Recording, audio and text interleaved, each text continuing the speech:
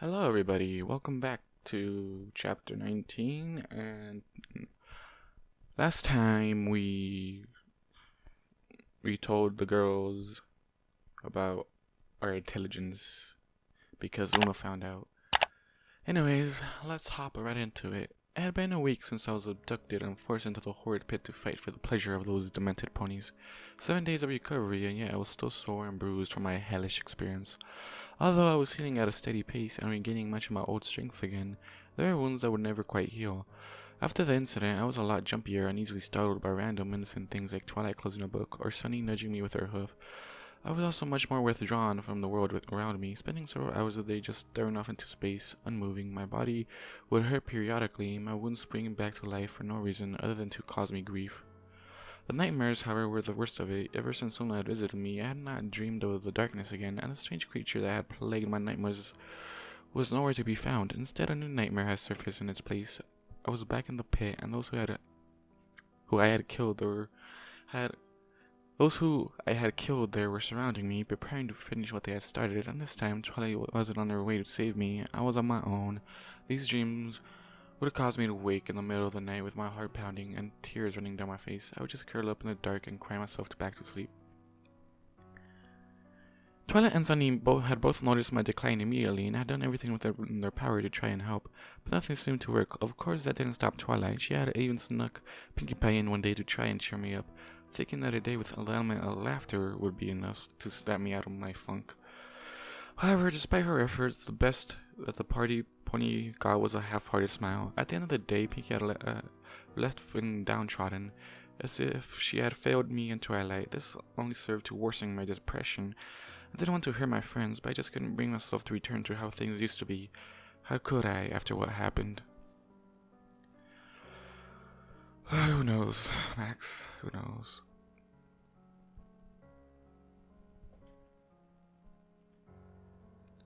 I'm sorry, Miss Sparkle, but there is nothing more we can do. The best course of action will be to take him home and let him rest. You can't be serious. Look at him. He can barely walk on his own. I sat in one of the chairs in the waiting room, staring blankly at the opposite wall, as Twilight argued with the nurse behind the counter. After 7 days of care, they were finally releasing me. Despite Twilight's objection, she believed strongly that it was far too soon for me to leave. The doctors, however, insisted that they could do nothing more to help me heal. After one last checkup to make sure that I was good to go, a nurse had escorted us to the waiting room and bid us farewell. This is outrageous, Twilight huffed, walking over to me. I glanced at her out of my left eye, my right still covered in bandages. Well, there's nothing else for it. Let's get you home and comfortable. Rising to my feet, I winced as I put weight on my right leg. With one more glance back at the flustered nurse behind the counter, Twilight and I headed out of the hospital and into the crisp, cool air. Fluttershy was waiting for us outside. Upon seeing me, she smiled and trotted up to me, nuzzling my bandaged hand gently. I scratched her head softly, earning a small sigh of happiness from the shy Pegasus. Thanks again for helping me get Max home, Fluttershy, Twilight said, flashing the Pegasus a quick smile. It's no problem, Fluttershy said, hiding her behind her mane as we began to walk. As the two trotted ahead, chatted quietly with one another, and limped along behind them, observing the world around us. It was an overcast day in Ponyville. The clouds were a gloomy shade of gray. Pegasi were flying here and there, placing clouds in the appropriate positions. The wind had some nip to it as it blew, causing me to shiver slightly. While my clothing protected my skin from the sun to some degree, it did not keep out the cold. The temperature had dropped noticeably, and the days were beginning to feel much more like autumn than summer. Even some of the leaves were beginning to change on the trees, causing splashes of red, orange, yellow, and brown to stand out against normally green treetops. As we passed under a particularly red tree, I frowned slightly. I paused to stare up in a swirl of red, crimson, and burgundy. I reached up and brushed a finger over one of the leaves, staring intently at the leaf. Its color reminded me of autumn's back home.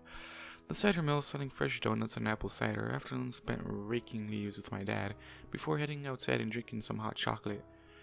Evening spent down in the family room, a fire crackling merrily in the fireplace while we watched movies. Blood.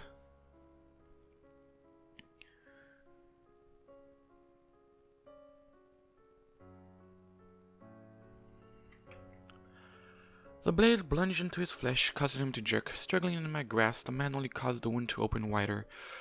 Torrents of red blood flowed from his neck, staining the knife and my hands red. With each pulse of blood, the man's strength weakened. As I dug the blade in deeper, his heart continued to betray him, continuing to pump blood through his arteries and out of the wound. With one last gurgling breath, he died in my arms, my hands now stained with his crimson blood.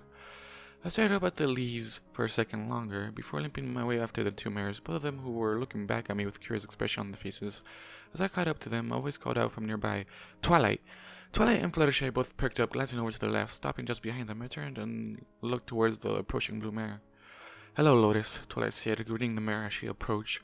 Lotus flashed Twilight a quick smile as she panted for breath. "I'm glad that I bumped into you," she said, straightening her headband, which was holding back her pink mane. "My sister and I heard rumors from our customers that your human was in one of those horrid human fighting rings." Turning to look at me, she grimaced as she looked over my bruised, battered, and bandaged body. "I can see now that the rumors were unfortunately true."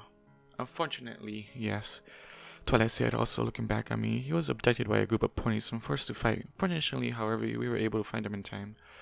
"Indeed," Lotus said, casting me one last glance before returning her attention to Twilight. "Listen, we've realized that this is a trying time for both you and your human, and my sister and I just want to say that if you ever need any form of stress relief, we will be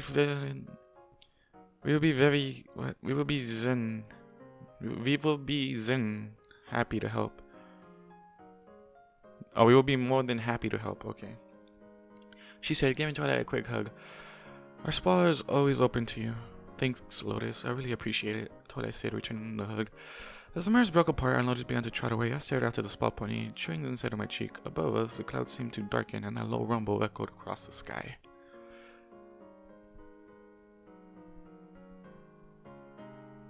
A low growl rumbled from my chest as I slammed my fist into my opponent's mouth.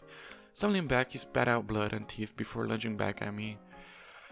I brought my right hand up, trying to block his attack. Pain erupted from my fingers as I felt his fist connect with my hand. A snap echoing around the pit, roaring in pain. My finger bent at the wrong angle. I smashed my other hand into the side of his face. As he fell to the floor, clutching his head, I grasped my finger and wrenched it back to its proper position before descending upon the man in front of me. "We should probably get going," Fluttershy said, looking up at the clouds with a hint of fear. "There's a thunderstorm planned for this evening, and I don't think we want to get caught out in it." "Right, let's get going then," Twilight said, turning and trotting off. Fluttershy hurried along after her, before glancing back at me, to make sure I was following. I continued to stare after Lotus for several more seconds before slowly turning and limping along after the two mares. Lightning flashed across the sky as we walked, causing Fluttershy to flinch slightly. We didn't make it far before we stopped once again by another pony. This time it was Cherry Lee. "Twilight!" The fuchsia mare waved her hoof in the air as she approached. The sky rumbled ominously, causing Fluttershy to squeak and cling to my leg. I winced as she put pressure on my wounds. "Hey, Cherry," Twilight replied, her smile strained. "What can I do for you?" "I just wanted to pass along my condolences about what happened to your human," Cherry said, stopping just in front of Twilight. I stared down at her with my good eye, a small frown pulling at my mouth. "Does the whole town know what happened?" My frown deepened slightly, and yet to them it's a big idea, as if a dog got into a fight with another dog. None of these ponies really care. They aren't really that concerned with my health. I'm just an animal to them.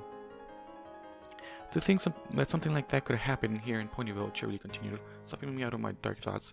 As if she could sense my mood, Fluttershy looked up at me and shifted uncomfortably on my foot. "Thanks," Twilight said, rubbing the back of her head with a hoof. "Listen, Cherry, I don't mean to sound rude, but is there anything else you need? We're actually trying to get home before the storm hits." "Actually, yes," Cherry said, casting a quick glance at me. "I was wondering if you had your human checked for signs of aggression after he was recovered." Are you kidding me? We're literally, right now, we're literally too scared to even just go out and be normal as it was before. Right now, Max is that scared. "Signs of aggression?" Twilight asked, blinking at Cherry in confusion. "Yeah," Cherry said, nodding. "You know, to make sure he isn't dangerous. Most humans recovered from human fighting rings have to be euthanized because they are too aggressive and can't be helped." Cherry cast another glance at me, and this time I saw a hint of fear in her green eyes. Mine narrowed slightly, nothing but an animal. "I don't think that will be a problem," Twilight said, pursing her lips. She glared at Cherry with a look of annoyance. "He's acted just fine so far." "Well, you might want to get him checked, just in case. You don't want him to get out of control." I'll keep that in mind, Twilight said, a tone of anger rising in her voice. With that, Cheverly nodded and ran off, heading towards her own house as the sky rumbled again. After Cheverly left, we returned to our journey home. As I walked behind Fluttershy and Twilight, I reached up and massaged my bruised neck with my hand. It was weird not having a collar on. After wearing it for several months, I had become accustomed to it. Now with it gone, I almost missed its familiar weight. My hands wrapped around her throat, cutting off her air supply. I could feel the muscles in her neck working to clear her blocked airway. Flexing and pushing against the palm of my hands, she looked up at me with fearful eyes as my hands tightened around her neck. I gazed back down at her, tears falling from my eyes as I slowly squeezed the life from the human beneath me. I felt her throat give one last spasm before she grew too still, and the light left her eyes. It's true, but she doesn't have to insinuate that Max will go on a rampage, Twilight huffed, rolling her eyes and snorting in anger. But she doesn't know that Max is intelligent, Fluttershy whimpered, glancing at Twilight nervously. Noticing this, Twilight closed her eyes and sang heavily, opening them again. She turned to Fluttershy and gave her a small smile. Sorry, Fluttershy, she said, hugging the Pegasus. I didn't mean to make you uncomfortable. Fluttershy relaxed, returning the hug with a small smile. They broke their embrace and we headed off. Making our way through the marketplace, I glanced around at all the ponies. Shopkeepers were closing up their shops and stalls, preparing for the oncoming storm. Customers hurried to and fro, trying to purchase one last thing before retreating to the comfort of their homes. Ponies chatted and laughed with one another as they hurried along. I watched them all with a blank expression and a heavy heart.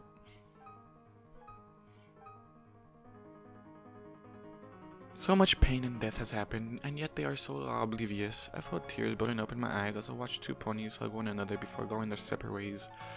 A mother scolded her foal for playing in the fountain, pulling the young filly along as they made their way home. Every single pony was happy and carefree. They don't know, I thought as a Pegasus flew over her head, giggling as she carried her newest purchase. They don't care. We're just beasts to them. Blinking back the tears, I followed after Twilight and Fluttershy. As they made their way through the crowd, as we walked, my gaze fell upon a human, tied to a hitching post outside of a store. He was staring at the ground, but as we approached, his head rose, his eyes met mine, and I turned my face away, not wanting to look at him. What is it that a race that preaches love and tolerance turns a blind eye to such cruelty? How can they be so happy when there is such darkness in their world? Just ahead of us, Pinkie Pie crossed the road, bouncing cheerfully along. She waved quickly at Twilight and Fluttershy before she was lost to view behind the buildings. As I watched her go, I ran a hand over my injured chest. How can life go back to normal after everything that's happened? I dug my fingers deeper into my chest, causing a small amount of pain to flare up. How can I go on after everything I've done? Images of those I killed in the pit flashed before my eyes. I had seen the longing to survive in their eyes. Yeah, I had taken their lives from them, just so I could live. What was the difference between me and them? Just the look of the draw, a sheer circumstance of fate? Why is it even though I had survived, I was filled with such guilt? We walked in silence for several more minutes before reaching the library. Twilight opened the door and ushered Fluttershy inside. A rumble of thunder caused the shed Pegasus to practically run into the safety of the house. Turning to look at me, Twilight flashed me a sad smile before motioning with her hoof for me to go before her. I had just taken a step when my right eye flared with pain. Grimacing, I raised a hand to my bandaged eye and rubbed it gently. The tip of the blade sunk into the flesh of my face slowly. Pain erupted through me as I felt the blade slowly cut through the skin and muscle. There was a grinding sensation and I heard a slight crack as the blade reached the bone of my cheek. As I felt blade digging into the bone, a blast of light filled my vision. The brute's body was suddenly lifted off of me and immense pain erupted across my face as the blade slashed across it. I felt the metal slicing through my nose and cheek, barely missing my right eye in the process. Blinding pain caused me to scream as I brought my hands to my face. Slowly, I felt myself descending into darkness.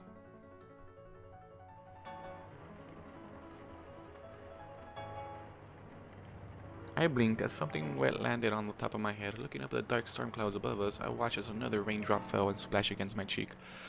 I blinked at the black clouds as the cool raindrops began to hit my face. Twilight said something, but I was too distracted to hear the exact words. Her tone was one of concern, though, and I felt a gentle tug on my hand, but I ignored it. I was too preoccupied with watching the rain fall. As I stood there, slowly being soaked as the downfall increased, I felt tears forming in my eyes, mixing with the wetness already on my face. Rain. Most people back home had hated the rain. There was always those at work or at school who had complained about it. Even my dad loathed it. If it rained, the days was wasted. All it did was trap people indoors and make the grass grow, just so you would have to cut it later. I, on the other hand, loved the rain. It was something special for me. The feeling of the rain hitting my skin had always had a calming effect. The tears rolled faster down my face as I continued to stare up into the torrent of water that was now descending upon me. Despite what had happened, I thought, as I blinked tears and ran from my eye, life still goes on. No matter what horrors happen, life will continue on unhindered. I closed my eye and slowly raised my arms, breathing deeply. The smell of wet earth filled my nostrils. I stood there, arms outstretched, allowing the rain to wash over me. I could almost feel the tension, the despair, the anger, and the depression washing away as the liquid soaked my body. Despite the horrors I have witnessed, I have also seen kindness as well. I suddenly realized in the end everything must pass, the darkness of night must always give way for the light of day. Tears continued to run freely from my closed eye, and the first time since I had woken inside the warehouse, since I had fought for my life in the pit, and awoken in the hospital, I felt at peace. Opening my eye, I pushed my wet hair out of my face and looked down at Twilight. She looked up at me with concern in her eyes. I reached out and patted her head gently before heading into the library and out of the rain.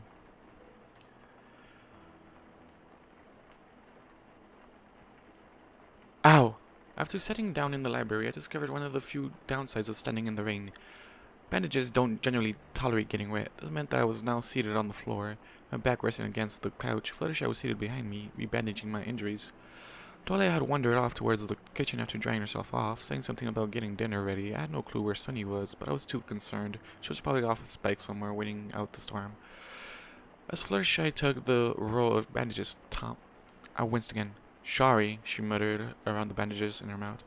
Giving it one last tug, she finished and returned the bandages to her saddlebag. Standing, I groaned as I stretched. I jumped slightly as Fluttershy walked in front of me, appearing from out of my blind spot. There, feel better? She asked, glancing up at me through her mane. I nodded, rolling my shoulder to try and work the stiffness out of some of the bandages. As I stood there, I looked around the room, my eye drifting over the familiar objects. I felt an odd sensation welling up in my chest, one of peace and happiness, despite everything that had happened within the past few weeks.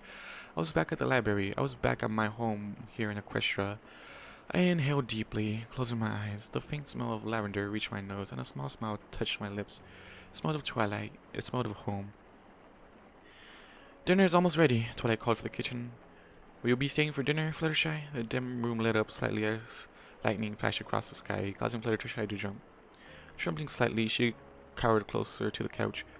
That would be nice if it isn't too much trouble, she stuttered, trying her hardest to disappear into her mane. I sighed slightly and glanced around the room again.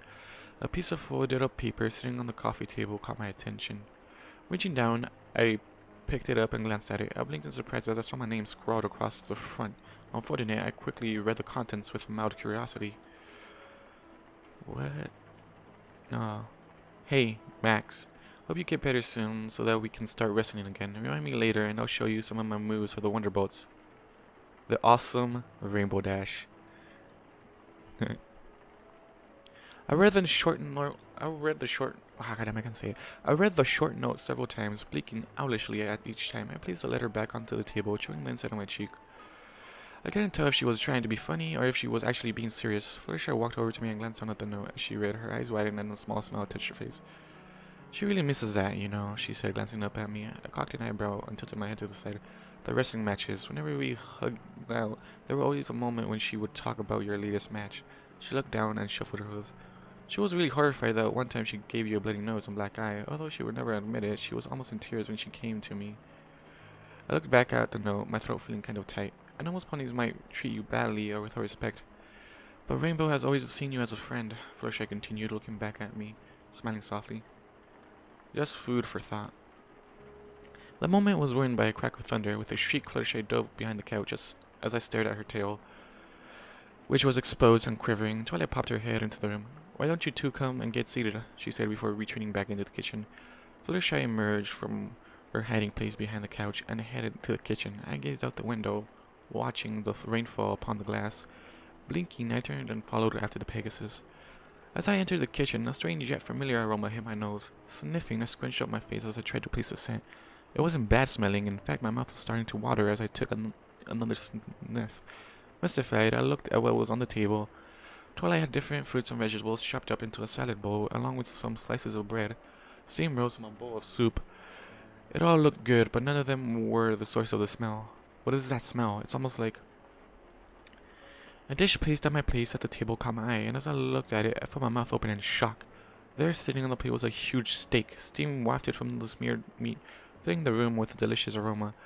I could see the juices dripping from it, seasoning covering the top of the meat. It was one of the best steaks I had ever laid eyes on, and my stomach agreed wholeheartedly. As I stood there staring at the meat, Twilight shoveled up beside me.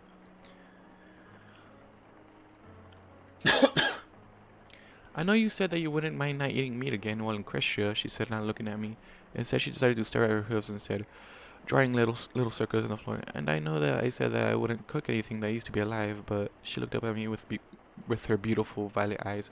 I wanted to get you a treat, something special for what you've been through.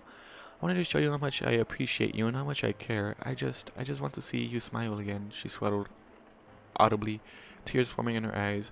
She gazed up at me. I could feel the kindness, the affection, the love that she felt for me. I turned and looked at the meat before returning my gaze to Twilight. Slowly I fell onto my one knee beside her. She looked at me with confusion before letting out a tiny squeak. As I wrapped my arms around her, as I pulled her close, I pushed my face into her mane and started to cry. I'm sorry, Twilight. I should have known how much you cared. I should have realized that everything you've done for me wasn't done out of pity. Tightening my grip around her, I hugged her close. Breathing in the smell of lavender, I cried harder as she wrapped her hooves and wings around me as well. As she murmured into my ear, I felt a smile slowly spreading across my face. You haven't always stood by me, though. You have always stood by me through the hardships we have faced, no matter how small they were. Finally releasing Twilight, I leaned back and smiled my first genuine smile in days. Even as tears rolled down my face, Twilight smiled back at me, tears in her eyes as well. Giving Twilight one last quick hug, I stood and made my way towards the table. I now realized that there is no way for life to return to the way it was. Pulling out my chair, I sat down and gazed at the steak. Twilight sat beside me, rubbing a wing gently across my back. Fluttershy sat opposite us, not seeming to be bothered by the presence of the meat. But that doesn't mean that we can't face the changes together. Picking up the fork and knife, I began to slowly cut into the tender meat, carving out a bite-sized piece. You can't always give up hope for the world. There's still so much to enjoy and to do. Placing the meat into my mouth, I began to chew at that moment. It was the most delicious thing I'd ever tasted. My smile grew as I ate, tears still flowing down my face. I glanced over at Twilight and saw a smile on her face as she watched me. Thank you, Twilight, for showing me that not all ponies are corrupt and that there is still some good left in this world. And it's worth fighting for. The end. That was a sad chapter. What the fuck? And also, I literally just woke up and I started to read, so I'm gonna take a break this weekend, and this is gonna be the last chapter I read for this weekend. Anyways, guys, thank you all for watching, listening to whatever that you guys do, and I'll see you guys in the next one. Bye bye. 100,000 stories have filled my head as I look for the answers in what I've read. Secretly waiting for my life to change, and with this transformation